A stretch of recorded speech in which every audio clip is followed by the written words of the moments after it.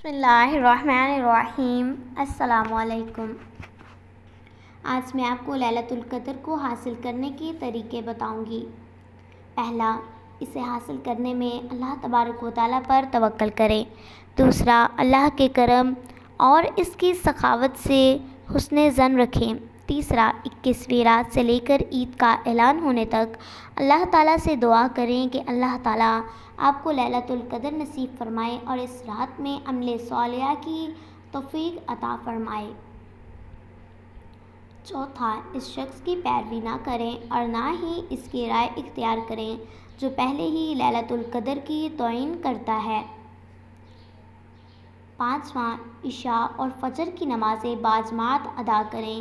جس نے دونوں نمازیں جماعت کے ساتھ ادا کی گویا اس نے پوری رات کا قیام کیا۔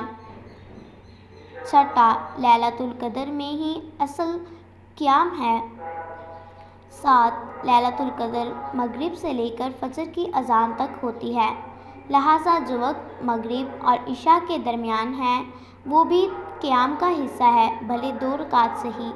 8، صرف طاق راتوں میں ہی زیادہ عبادت پر اس طرح زور نہ دیں کہ جفت راتوں کو خالی چھوڑ دیں، بلکہ آخری تمام 10 راتوں میں ہی لیلۃ القدر کا امکان ہے۔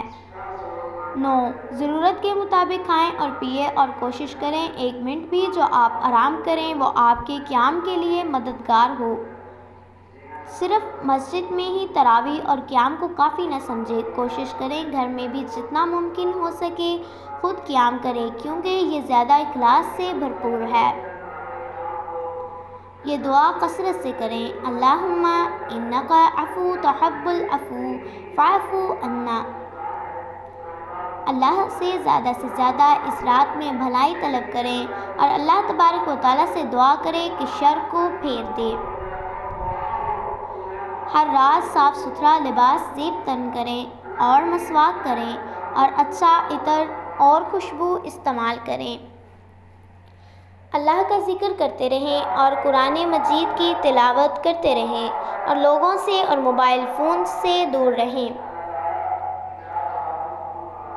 خبردار رہیں کہ کہیں آپ کے دل میں آپ کے عمل کا غرور نہ آنے پائے یا آپ اپنا عمل کا کسی کو بتائیں، کیونکہ جتنا بھی آپ عمل کریں گے وہ اللہ تبارک و تعالیٰ کی رحمت سے ہے۔ کتنے ہی قیام کرنے والوں کا قیام تھکاوٹ کے سوا کچھ نہیں ہوتا۔ ہر سجدے میں اللہ تبارک و تعالیٰ سے عمل کی قبولیت اور لیلۃ القدر کو حاصل کرنے کی دعا کریں۔ زیادہ کھانے سے جسم بوجھل محسوس کرتا ہے، لہٰذا کم کھائیں تاکہ قیام کے لیے ایکٹیو رہیں اور تھکاوٹ نہ محسوس ہو۔ کوشش کریں کہ کچھ رکعتیں خفیہ ہوں جو آپ اور آپ کے رب کے درمیان ہوں اور ان میں لمبے سجدے ہوں۔ اس امید اور یقین کے ساتھ ان رکعات کو ادا کریں کہ آپ لیلۃ القدر کو پا لیں گے۔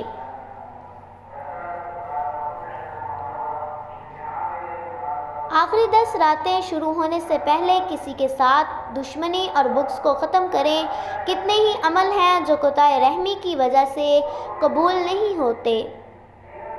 ان 10 راتوں میں کسی سے جھگڑا نہ کریں اور نہ کسی کو برا کہیں، اللہ کی اطاعت اور فرما برداری میں مصروف ہو جائیں، چاہے آپ پر ہی ظلم ہوا ہو۔ کسی بھی کم قیام کرنے والے کی تحقیر نہ کریں، بے شک اللہ تبارک و تعالیٰ بڑی حکمت والا ہے، اگر وہ چاہے تو کم قیام کرنے والے کے قیام کو اس کے ایمان اور اللہ کے ساتھ اس کے حسن ظن رکھنے کی وجہ سے قبول کر لے اور آپ کے زیادہ قیام کو رد فرما دے۔ ہر سحری سے پہلے اللہ تعالیٰ سے استغفار ضرور کریں۔ کوشش کریں کہ اپنی تلاوت کے ساتھ ہی قیام کریں، چاہے قرآن سے دیکھ کر ہی کیوں نہ ہو۔